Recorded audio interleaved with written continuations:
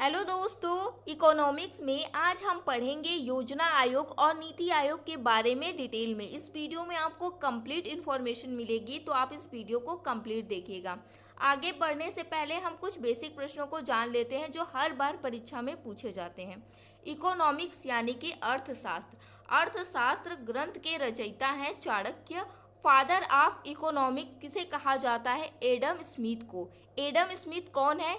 ये है अर्थशास्त्र के जनक, या फिर इन्हें अर्थशास्त्र का पिता भी कहा जाता है। इनकी एक फेमस बुक है जो हर बार परीक्षा में पूछी जाती है, उसका नाम है the wealth of nation. The wealth of nation किसकी बुक है? एडम स्मिथ की। एडम स्मिथ कौन है? ये है इकोनॉमिक्स के फादर यानी कि अर्थशास्त्र के जनक। आर्थिक नियोजन यानी कि इकोनॉमिक प्लानिंग की बात करें तो आर्थिक नियोजन सर्वप्रथम रूस में किया गया। दोस्तों, ये प्रश्न पूछा गया है कि आर्थिक नियोजन सबसे पहले कहाँ पर किया गया? रूस में किया गया। भारत में आर्थिक नियोजन की अवधारणा रूस से ली गई है।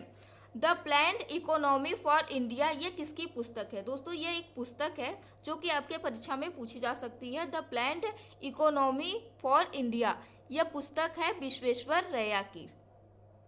राष्ट्रीय राष्ट्रीय नियोजन समिति की स्थापना होती है 1938 में, जिसके अध्यक्ष हैं जवाहरलाल नेहरू।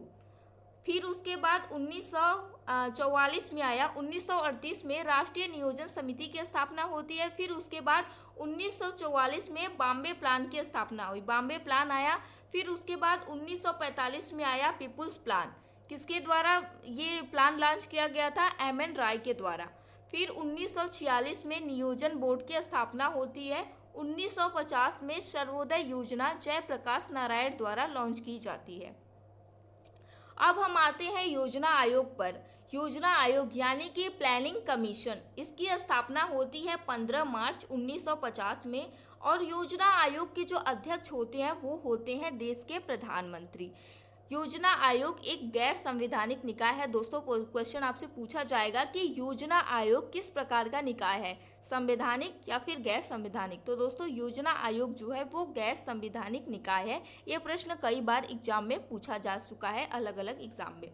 योजना आयोग के पहले अध्यक्ष थे जवाहरलाल नेहरू। योजना आयोग जब स्टार्ट हुआ था उस समय पहले अध्यक्ष बने थे, उस समय के प्रधानमंत्री थे जवाहरलाल नेहरू, यही इसके पहले अध्यक्ष बने थे।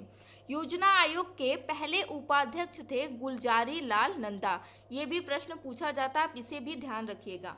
योजना आयोग का उद्देश्य क्या था? दोस्तों, देश की आर्थिक समृद्धि एवं विकास के लिए योजना आयोग को शुरू किया गया था। योजना आयोग की समाप्ति कब होती है? 13 अगस्त 2014 को योजना आयोग समाप्त कर दिया जाता है। फिर उसके बाद शुरुआत होती है नीति आयोग की, यानी कि जो योजना आयोग था उसको बदल के ही नीति आयोग कर दिया गया। नीति का मतलब होता है national institution for transforming India, यानी कि राष्ट्रीय भारत परिवर्तन संस्थान। दोस्तों, इसके नीति आयोग की घोषणा तो होती है 15 अगस्त 2014 को, लेकिन इसकी स्थापना होती है 1 जनवरी 2015 में। नीति आयोग क्या है? दोस्तों, नीति आयोग सहकारी संघवाद की संभावनाओं और एक बॉटम अप दृष्टिकोण पर डिजाइन किया गया था। नीति आयोग के अध्यक्ष होते हैं भारत के प्रधानमंत्री। नीति आयोग के जो उपाध्यक्ष होते हैं उनको प्रधानमंत्री द्वारा नियुक्त किया जाता है, और नीति आयोग के जो सीईओ होते हैं उनको भी प्रधानमंत्री द्वारा नियुक्त किया जाता है। नीति आयोग के पदेन सदस्य 4 होते हैं। इनको केंद्रीय मंत्री प्रधानमंत्री द्वारा मनोनीत किया जाता है। मतलब कि जो पदेन सदस्य होते हैं नीति आयोग के, उनको केंद्रीय मंत्री तथा प्रधानमंत्री यानी कि केंद्र के जो मंत्री होते हैं उनके द्वारा, और प्रधानमंत्री दोनों साथ में उनको मनोनीत करते हैं। नीति आयोग का मुख्य कार्य क्या है? दोस्तों, नीति आयोग का मुख्य कार्य है सामाजिक आर्थिक मुद्दों पर सरकार को सलाह देना। नीति आयोग का मुख्यालय है नई दिल्ली में। नीति आयोग के पहले और वर्तमान अध्यक्ष हैं प्रधानमंत्री। दोस्तों, योजना आयोग की जब शुरुआत हुई उस समय प्रधानमंत्री थे जवाहरलाल नेहरू। तो योजना आयोग के जो पहले अध्यक्ष थे वो थे जवाहरलाल नेहरू, लेकिन जब नीति आयोग की शुरुआत हुई 2015 में, उस समय पे प्रधानमंत्री थे नरेंद्र मोदी, इसीलिए नीति आयोग के पहले अध्यक्ष और वर्तमान अध्यक्ष दोनों कौन है? प्रधानमंत्री नरेंद्र मोदी। पहले उपाध्यक्ष हैं अरविंद पनघड़िया। नीति आयोग की जब शुरुआत हुई थी उस समय में इसके पहले अध्यक्ष बनाया गया था अरविंद पनघड़िया को। अभी वर्तमान में इनके अध्यक्ष हैं, नीति आयोग के वर्तमान में अध्यक्ष हैं सुमन बेरी, डॉक्टर सुमन बेरी। नीति आयोग के पहले सीईओ हैं, एक महिला थी, इनका नाम है सिंधु श्री खुल्लर। क्या है? सिंधु श्री खुल्लर नीति आयोग की पहली सीईओ थी। और वर्तमान में जो सीईओ अभी हाल ही में बनाए गए हैं उनका नाम है परमेश्वरन अय्यर। कौन है? परमेश्वरन अय्यर। ये कौन है?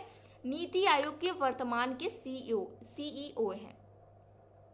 नीति आयोग के अंशकालीन सदस्यों की संख्या 2 होती है। दोस्तों आपसे क्वेश्चन पूछा जाता है कि नीति आयोग के अंशकालीन सदस्यों की संख्या कितनी होती है, तो आप ध्यान दीजिएगा कि 2 होती है। शाखी परिषद में सभी राज्यों के मुख्यमंत्री और केंद्र शासित प्रदेशों के राज्यपाल होते हैं। नीति आयोग के पूर्णकालिक सदस्य वर्तमान में कौन है? नीति आयोग के वर्तमान में पूर्णकालिक सदस्य हैं वीके शाश्वत, रमेश चंद्र और विनोद पाल। आप तीनों नाम को ध्यान रखिएगा, परीक्षा में यहाँ से प्रश्न पूछा जा सकता है। नीति आयोग के पदेन सदस्य वर्तमान में कौन है? दोस्तों नीति आयोग के वर्तमान में 4 पदेन सदस्य हैं। पहली है निर्मला सीतारमण जो कि केंद्रीय वित्त मंत्री व कारपोरेट मंत्री हैं। दूसरे हैं राजनाथ सिंह जो कि रक्षा मंत्री हैं, अमित शाह जो कि गृह मंत्री हैं और चौथे हैं नरेंद्र सिंह तोमर जो कि वर्तमान में कृषि व किसान कल्याण मंत्री हैं। नीति आयोग हब, दोस्तों यहाँ से भी प्रश्न पूछा जाता है। नीति आयोग हब 2 हैं। पहला है टीम इंडिया हब, इसमें क्या है? राज्य से केंद्र सरकार के जुड़ाव का समन्वय करता है।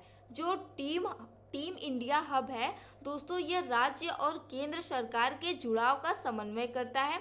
दूसरा है नॉलेज एंड इनोवेशन हब, ये क्या करता है? यह नीति आयोग के थिंक टैंक कौशल को विकसित करता है। नीति आयोग के 2 हब हैं, आप इसे ध्यान दीजिएगा। नीति आयोग शासन के 7 प्रभावी स्तंभ। दोस्तों क्वेश्चन पूछा जाएगा आपसे कि नीति आयोग के शासन के कितने प्रभावी स्तंभ है, तो आप ध्यान दीजिएगा कि 7 प्रभावी स्तंभ है। थोड़ा सा डिटेल में इसको जान लेते हैं। पहला है प्रो पीपल, इसमें क्या है? यह जन समर्थक है क्योंकि यह समाज और व्यक्तियों दोनों की आशंकाओं को पूरा करता है। दूसरा है प्रो एक्टिविटी, यह क्या करता है? यह नागरिकों की जरूरतों का अनुमान लगाने और प्रतिक्रिया देने पर केंद्रित है।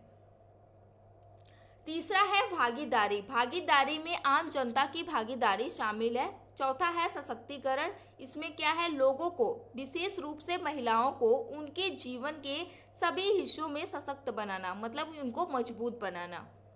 सभी का समावेशन, नीति आयोग उन सभी लोगों को शामिल करना सुनिश्चित करता है। नीति आयोग उन सभी लोगों को शामिल करना सुनिश्चित करता है जहां सभी लोग जाति प्रथा या लिंग की परवाह किए बिना शामिल हैं। अगला है समानता, नीति आयोग का मुख्य उद्देश्य यह निश्चित करना है कि सभी लोगों को समान अवसर प्राप्त हों। उसके बाद है पारदर्शिता, सरकार को पारदर्शी और उत्तरदायी बनाना पारदर्शिता कहलाता है। दोस्तों नीति आयोग द्वारा जारी किए जाने वाले इंडेक्स परीक्षा में काफ़ी ज़्यादा पूछे जाते हैं। दोस्तों यह वीडियो UPSSC पेट सिलेबस के अकॉर्डिंग है, लेकिन अगर आप किसी अदर एग्ज़ाम की भी तैयारी करते हैं तो भी आप इस वीडियो को देखिएगा, कंप्लीट देखिएगा। एक भी प्रश्न यहाँ से बाहर आपका नहीं पूछा जाएगा। दोस्तों नीति आयोग बहुत सारे इंडेक्स को भी जारी करता है। अब हम जानेंगे कि नीति आयोग कौन कौन सा इंडेक्स जारी करता है। पहला है नवाचार सूचकांक यानी कि इनोवेशन इंडेक्स। दूसरा है सतत विकास सूचकांक यानी कि SDG यानी कि दोस्तों सस्टेनेबल डेवलप गोल इंडिया इंडेक्स। इसके बाद है राष्ट्रीय स्वास्थ्य सूचकांक यानी कि नेशनल हेल्थ इंडेक्स। उसके बाद है जिला अस्पताल सूचकांक डिस्ट्रिक्ट हॉस्पिटल इंडेक्स। अगला है स्कूली शिक्षा गुणवत्ता सूचकांक स्कूल एजुकेशन क्वालिटी इंडेक्स। राष्ट्रीय बहुआयामी गरीबी सूचकांक। स्कूली शिक्षा गुणवत्ता सूचकांक यानी कि स्कूल एजुकेशन क्वालिटी इंडेक्स। अगला इंडेक्स है राष्ट्रीय बहुआयामी गरीबी सूचकांक यानी कि national multi dimensional poverty index. उसके बाद है निर्यात तत्परता सूचकांक यानी कि एक्सपोर्ट रेडीनेस इंडेक्स। अगला है समग्र जल प्रबंधन सूचकांक कंपोसाइट वाटर इंडेक्स। इसके बाद है ऊर्जा एवं जलवायु सूचकांक एनर्जी एंड क्लाइमेट इंडेक्स। फिर उसके बाद है ईज ऑफ लिविंग इंडेक्स। दोस्तों, नीति आयोग और योजना आयोग से संबंधित कुछ अन्य महत्वपूर्ण प्रश्नों को हम देखेंगे। दोस्तों, योजना आयोग के कार्य क्या है? राज्य एवं मंत्रालयों को वित्तीय आवंटन देना, पंचवर्षीय योजना बनाना, ये क्या है? योजना आयोग का कार्य है। भारत का भूस्थानिक ऊर्जा मानचित्र किसने लॉन्च किया था? नीति आयोग द्वारा लॉन्च किया गया था। दोस्तों, ये थे नीति आयोग और योजना आयोग से संबंधित सभी महत्वपूर्ण प्रश्न जो अभी तक परीक्षाओं में पूछे गए हैं और आगे भी पूछे जाएंगे। दोस्तों, अगर आप लोगों को वीडियो पसंद आई हो तो वीडियो को लाइक शेयर जरूर करिएगा। नेक्स्ट टॉपिक में हम पढ़ेंगे इकोनॉमिक्स के नेक्स्ट टॉपिक में हम पढ़ेंगे पंचवर्षीय योजना के बारे में, कंप्लीट डिटेल में पढ़ेंगे। दोस्तों, इतना मतलब कि ऐसे पढ़ेंगे जिससे एक भी प्रश्न बाहर नहीं जाएगा। अगर आप लोगों को वीडियो पसंद आई हो तो चैनल को सब्सक्राइब कर लीजिएगा और बेल आइकन को भी प्रेस कर लीजिएगा। Thank you.